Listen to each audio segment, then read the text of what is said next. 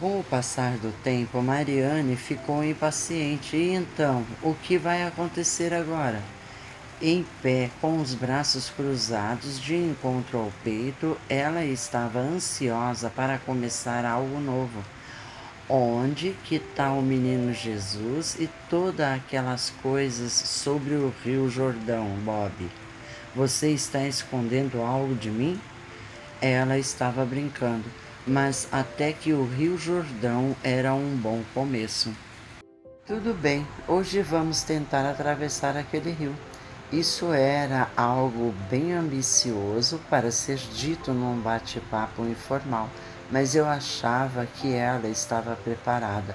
Iríamos conversar sobre o Dharma, uma parte da doutrina budista e como ele se liga ao karma. Nunca gostei dessas duas palavras. Primeiro, porque elas soam de um modo estranho para nós. Segundo, porque tais palavras viraram estereotipos.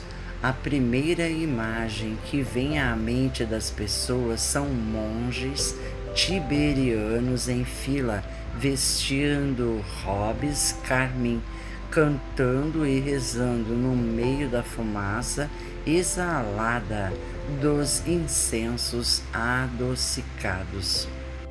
Lendo meus pensamentos, Mariane riu. Ela viu os monges também. Mariane, quando você entender o que é karma e dharma, iremos conversar sobre reencarnação. Então você terá uma visão completa disso tudo à sua frente. Portanto, deixe os monges recitarem. Eles sabem exatamente o que estão fazendo. A seguir, comecei a explicar-lhe sobre karma e dharma. Vamos chamar o dharma de força A. Essa é a nossa missão na vida. Simples, não é? O Dharma é o resultado de vibrações adquiridas durante várias encarnações. A soma dessas vibrações é o Karma, ou força B. Durante nossa jornada espiritual, nós agimos, tomamos decisões, julgamos e escolhemos. Construímos karma com outras almas também. Ligações, dívidas, afinidades, gostos e desgostos. Entendi. Karma gera dharma. Gostou desta explicação? Ambos rimos, pois de um certo modo ela estava certa. O tempo estava passando, então decidi continuar a explicação. Sei que você está cansada de ouvir isso, mas saiba que nós escolhemos a vida na qual nascemos. Cada alma tem a sua própria vibração e é ela quem determina a encarnação. Em cada encarnação temos uma missão ou dharma. Essa missão pode ser curar, ensinar, aprender ou viver nossa vida como um exemplo para os outros. O tipo de missão favorece a mudança do karma para melhor. Agora está pronta para entender a resposta. Que resposta? Eu nem sei a pergunta. A pergunta que você tem feito desde que chegou aqui, com a qual você se tortura. Onde está a justiça? Já estava na hora. Quando estava na Terra, você nunca pensou sobre sua vida, não é? Pensar como eu estava muito ocupada tentando sobreviver no dia a dia. A maioria está. Você nunca teve a curiosidade de saber o que acontece quando seu coração para de bater ou quando você para de respirar? Não. Como eu disse, eu estava muito ocupada tentando sobreviver. Mas por que você está perguntando tudo isso? Eu sei onde estou agora. Estou viva, não estou morta. Foi só o meu corpo que ficou para trás. Por que você está fazendo essas perguntas agora? Se nós já falamos sobre isso, estou apenas curioso. Bem, eu me lembro de minha avó sempre tentando me levar para alguma igreja para eu rezar. Mas aquilo não significava nada para mim. Concordei em parte, mas acrescentei que a religião tinha uma função. Todos, no final, acabam encontrando o caminho para casa, e nessa estrada o viajante encontra muitas verdades. Muitas nunca pensam no que há por trás do que o padre, o rabino ou o pastor lhes dizem. As pessoas são ensinadas a viver de acordo com certas regras. Se você jogou bem, você vai para o céu. Se não, você vai se encontrar com os caras de chifre e rabos. Mas isso não faz nenhum sentido, não há justiça nisso. Eu também disse que ela podia ver por si mesma que o jogo do céu e inferno não era verdadeiro. Ela respondeu: concordo com você, principalmente com a parte sobre a justiça. A vida não foi justa para mim em Los Angeles, porque para mim tudo deu errado, enquanto para os garotos ricos do outro lado da cidade tudo ia às mil maravilhas. Isso não faz a menor diferença. Vivi como um animal, mas e daí? No final a gente acaba aqui, não é mesmo? Por que essas diferenças? Onde está a justiça? Lembrei-lhe de que há um bom tempo ela tinha perguntado a mesma coisa. É verdade, mas você não me respondeu daquela vez. Agora você diz que vai responder. Então vamos logo com isso. Eu estava sendo encurralado contra a parede. Respondi dizendo que iria explicar tudo a ela, mas pedi-lhe que fosse paciente. Você vai saber todas as respostas aos poucos. Primeiro lembrei-lhe das pessoas na terra que não acreditavam em nada. Quando você está morto, eles dizem. Ela disse conhecer muitos que acreditavam nisso. Sabe, se eles estivessem certo e nós somos a prova viva de que eles não estão, não haveria lógica e justiça na vida. A vida de um homem rico e a vida de um homem pobre teriam o mesmo fim.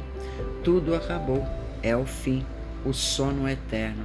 A diferença da vida deles, a forma como eles viveram, nada disso teria significado algum. Continuei. Acho que sei onde você está querendo chegar. Continua. Procurei voltar nossa atenção para aquelas pessoas que acreditam no céu e no inferno.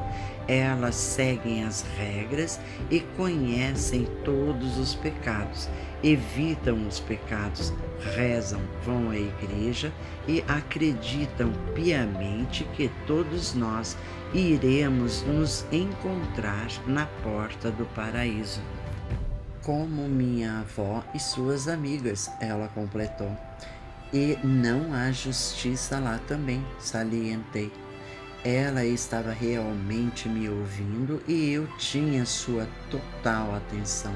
O homem rico vive sua vida, forma sua família e faz o melhor que pode. O homem pobre faz o mesmo, com uma exceção. A vida do pobre é mais difícil, mas de acordo com as senhoras que frequentam as igrejas, ambos vão para o céu. Isso é justo? É claro que não, ela gritou com tal entusiasmo como se estivéssemos em um daqueles encontros religiosos e acrescentou: Lá na Terra existem muitos pregadores que falam bem. Tem carrões, igrejas bonitas e roupas de grife. Todos dizem: venham por este caminho, porque este é o caminho certo. Não escute aquele cara do outro canal. Meu caminho é o caminho de Jesus. Todos pregam que Jesus vai mandar você para o inferno se não ouvir o que eles dizem. Mariane sabia que a terra estava cheia de mentirosos, enganadores e ladrões. Contudo, os piores, em minha opinião, eram aqueles que usavam o nome de Jesus, Moisés, Maomé ou Buda para vender um modo de vida, uma crença ou uma opinião. Nem todos os pregadores são falsos e fingidos. Alguns realmente acreditam no que pregam. E isto é bom. Lembre-se, existem muitas estradas e diferentes verdades pelo caminho. A minha avó realmente acredita no Rio Jordão, no sangue de Jesus e em outras coisas como essas, mas tudo isso é besteira, não é? As pessoas conseguem entender somente aquilo que estão preparadas para entender, respondi. Paraíso, inferno, salvação, condenação, harpas, fogo e enxofre não são ideias que existem por acaso. As almas terrestres precisam de guia e mapas que indiquem seu caminho de casa.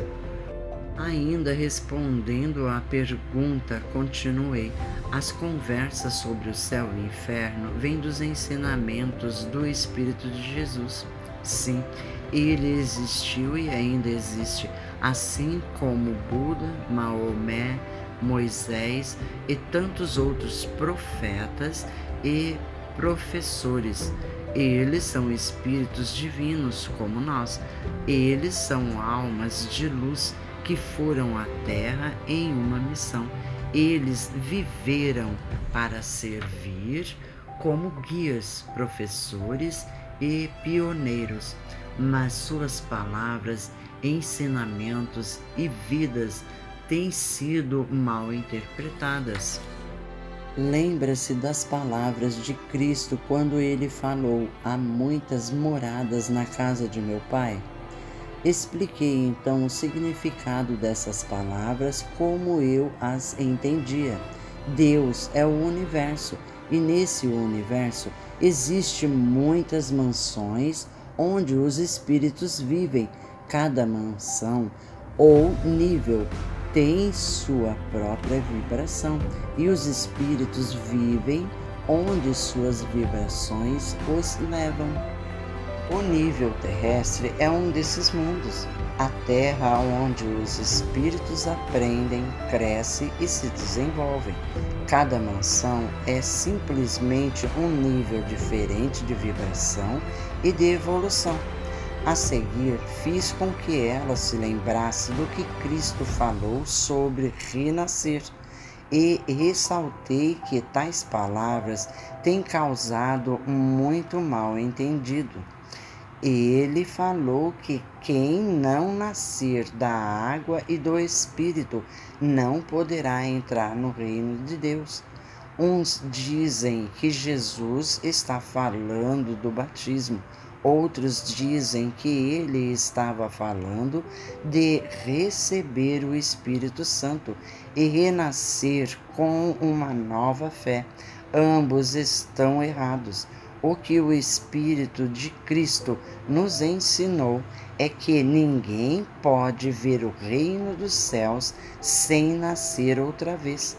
Você lembra alguma coisa sobre suas aulas de biologia no colégio?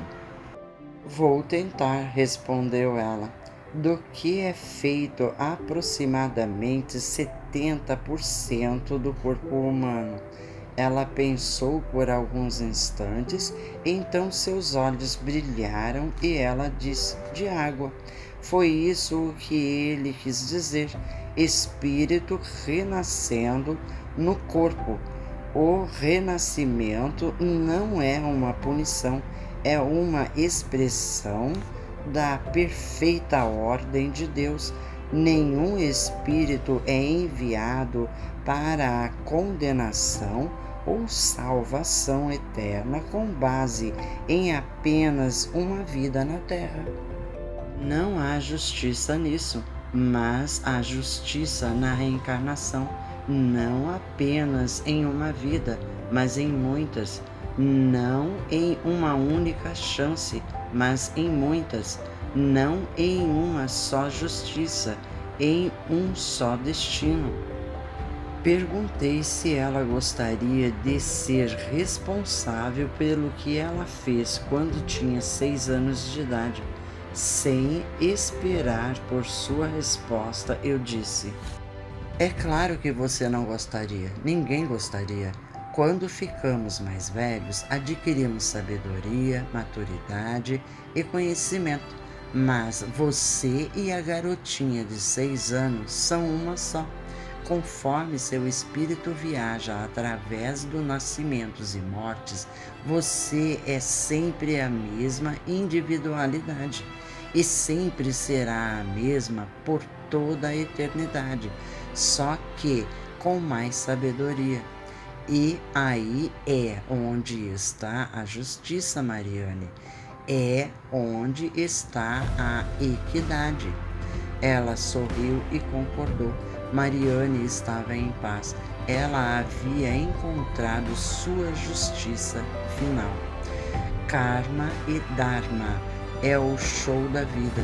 Nossa viagem para a casa é mais simples, muito mais simples do que se possa imaginar.